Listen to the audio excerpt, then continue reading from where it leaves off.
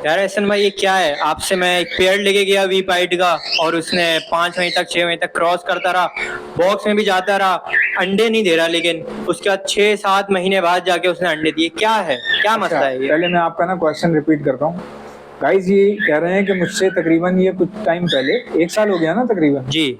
1 साल पहले ये पेयर लेकर गए थे। तो वो पेयर जो है 5 महीने तक क्रॉस करता रहा इनके पास जाके ना, लेकिन अंडे नहीं दे रहा था। वो सिर्फ क्रॉस किए जा रहा 5-6 महीने तक। और 5-6 महीने बाद जाके इवेंचुअली एंड फाइनली उन्होंने ले किए एग्स, और उसके बाद बच्चे भी निकाले माशाल्लाह से। इन्होंने बेचे भी हैं बच्चे उसके। लेकिन शुरू के 5 महीने जो वो क्रॉस करता रहा वो क्या था, है ना? ऐसे ही है ना, यही पूछ रहा जी। हूं ना। अच्छा, मैं आपको बताता हूँ गाइज क्या होता है कि कॉकटेल जब उसकी जगह चेंज होती है ना, तो वो थोड़ा सा अनकंफर्टेबल हो जाता है। कई बार ऐसा होता है कि मेल फीमेल रेडी होते हैं बट कंफर्टेबल नहीं होते, ऐसा होता है। रेडी होने से मुराद ये होता है कि जैसे मेल भी चाह रहा है क्रॉसिंग करना, फीमेल भी चाह रही है क्रॉसिंग करना। अब वो कर तो रहे हैं crossing, but they are not satisfied just because of changing of their positions. उनका जो इनकी पोजीशन थी पहले कुछ और थी, जो उनका जहाँ केज रखा हुआ था, जो घर था उनका, वहां से चेंज होके तो दूसरी जगह पर आ गए। तो यहाँ पर वो सेटिस्फाइड नहीं थे, ठीक है। अच्छा, मैं गाइज आपसे भी बात कर रहा हूँ, ये सामने दोनों खड़े हैं, इनसे भी बात कर रहा हूँ, तो इसलिए मैं सामने भी देख रहा हूँ और उधर भी देख रहा हूँ, ताकि आप सब लोगों को समझा सकें। देखें, मेल रेडी है क्रॉसिंग के लिए तैयार है, फीमेल भी रेडी है क्रॉसिंग के लिए तैयार है। आपने मुझसे परचेज कर ली, जगह हो गई चेंज। अब जगह चेंज हो गई, वहां पे भी उनकी बॉन्डिंग है, they are ready, but satisfied इस तरह से नहीं है कि उनकी जगह चेंज हुई है तो वो बॉक्स में उस तरह से नहीं जा रहे, या बॉक्स में जा रहे हैं बट सेटिस्फाइड फील नहीं कर रहे। कई बार देखें पेयर बॉक्स में जा रहा होता है, हमारे नजदीक हमें लग रहा होता है कि जा रहा है बॉक्स में, लेकिन इसका ये मतलब नहीं होता कि दे आर सेटिस्फाइड। कई बार they are satisfied but box में नहीं जा रहा है, जैसे ही जाने लगते हैं एग दे देते हैं। इनके साथ यही केस हुआ था कि पेयर जो था वो हीट पर आया हुआ था लेकिन सेटिस्फाइड नहीं था, तो वो क्रॉस किए जा रहे थे। फीमेल की एक आदत है, फीमेल की क्या कुदरत है, ये बेसिकली अल्लाह की बनाई हुई कुदरत है। फीमेल जब तक मुतमईन नहीं होती तब तक एग कैरी नहीं करती, जब तक कंफर्टेबल नहीं होती एग कैरी नहीं करती वो। मेल फीमेल जितना भी क्रॉस कर लें, जब तक फीमेल कंफर्टेबल नहीं है वो एग कैरी नहीं करेगी। 5-6 महीने बाद जब वो आपके पास गए, 5-6 महीने बाद जब वो सेटिस्फाई हो गए, जब जगह के हवाले से सेटिस्फाइड हो गए, बॉन्डिंग ऑलरेडी उनकी थी, क्रॉसिंग वो पहले से कर रहे थे, सेटिस्फाई होने के बाद फीमेल ने एग कैरी किया और एग लेइंग शुरू कर दिया आपके पास।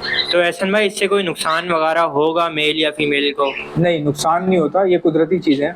जो चीज़ कुदरती रूप से हो रही है उसमें इतना नुकसान नहीं होता। तो एहसन भाई, एक और मसला है, ये अभी गर्मियाँ चल रही है, कुछ लोग सोचते हैं कि अभी ब्रीड पे लगाना चाहिए, बच्चे मर जाते हैं बहुत दफ़ा, या फिर कोई इशू आ जाता है ह्यूमिडिटी का वगैरह, तो क्या इस वक्त ब्रीडिंग पे लगाना चाहिए कि नहीं? देखो, कॉकटेल जो है ना, पहली बात तो ये कि कॉकटेल 12 के 12 महीने ब्रीड करता है, राइट।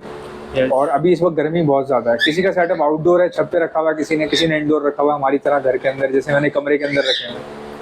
अगर आपके पास बहुत ही ज्यादा गर्मी है, इतनी ज्यादा गर्मी है, कॉकटेल हाँप रहे हैं, तो फिर आप ब्रीडिंग ना लें।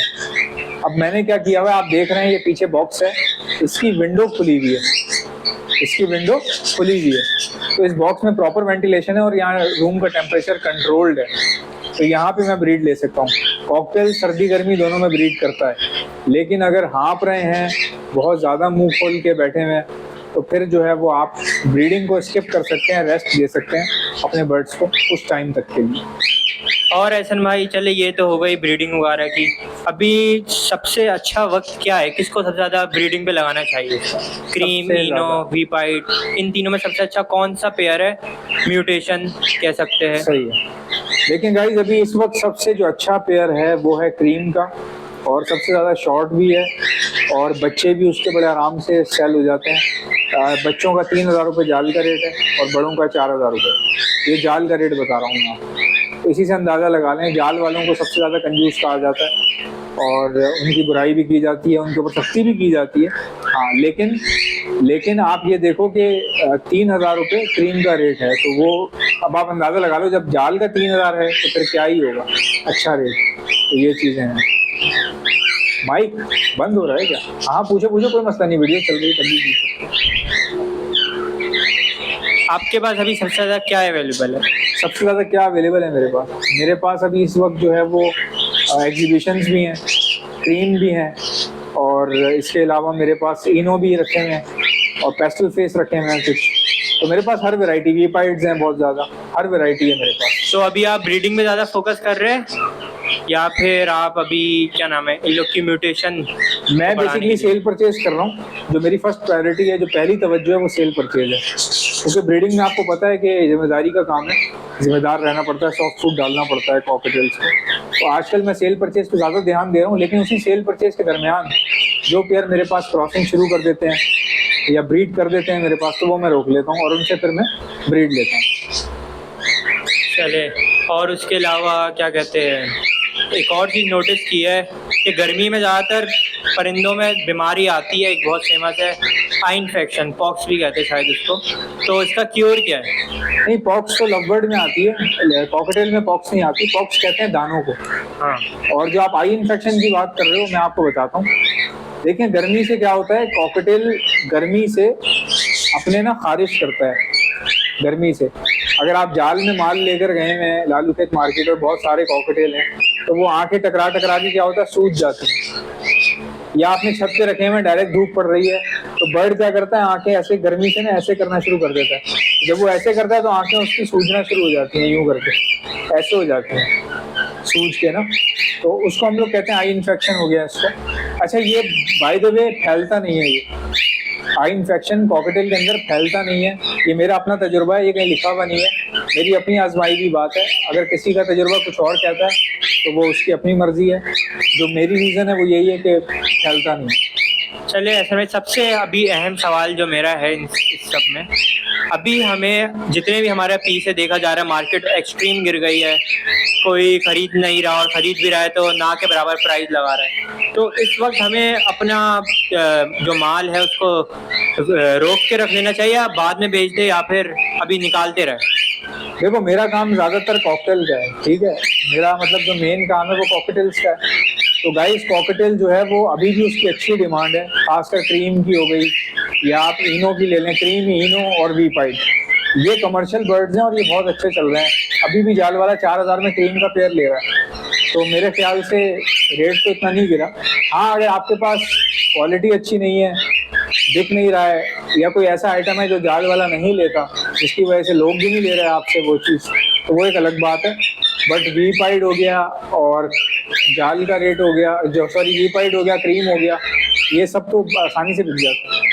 ऐसे में एक और मसला आता है लोगों का कि क्या कहते हैं, जब पेयर ब्रीड पे होता है, अंडों पे भी सही से बैठ रहा होता है, बच्चे नहीं निकलते। हाँ, मसला यह था, बच्चे नहीं निकलते, अंडे पे सही बैठ रहा होता है, ह्यूमिडिटी का कोई मसला होता है, तो इसको कवर अप कैसे करें? देखो, गर्मियों में ना डेड इन शेल हो जाता है। जब भी आपके अंडे खराब हो, अंडे तोड़ के देखो। जब भी आपके अंडे खराब हैं कॉकटेल के, तो फेंकने से पहले उनको तोड़ के देखें कि उसमें बच्चा है या नहीं है। अगर बच्चा है तो इसका मतलब होता है कि डेड इन शेल हुआ है, राइट।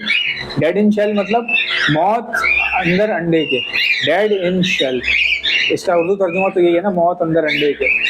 तो डेड इन शेल हो रहा है तो गर्मी की वजह से होता है, ह्यूमिडिटी की वजह से। गर्मी में ह्यूमिडिटी ज़्यादा आगे पीछे होती है, वरना इतना मसला नहीं होता। तो डेड इन शेल आम है गर्मियों के अंदर, और ऐसे वक्त में अगर आप उस चीज़ को बर्दाश्त कर लें तो ज़्यादा बेहतर है। चले, ये सब तो वही कॉकटेल की बात है। अब जनरल बात करते हैं, अभी सबसे ज़्यादा राइजिंग बर्ड कौन सा? क्योंकि हमने जावा को तो देख लिया, जावा उठा और फिर उसी तरीके से उससे ज़्यादा गिरा। अब कौन सा ऐसा बर्ड है जिसकी डिमांड आगे बहुत आने वाली है और उसकी मार्केट बहुत अच्छी जाने वाली है? जिसकी डिमांड सबसे ज़्यादा आ रही है इस वक्त वो वीपाइड है।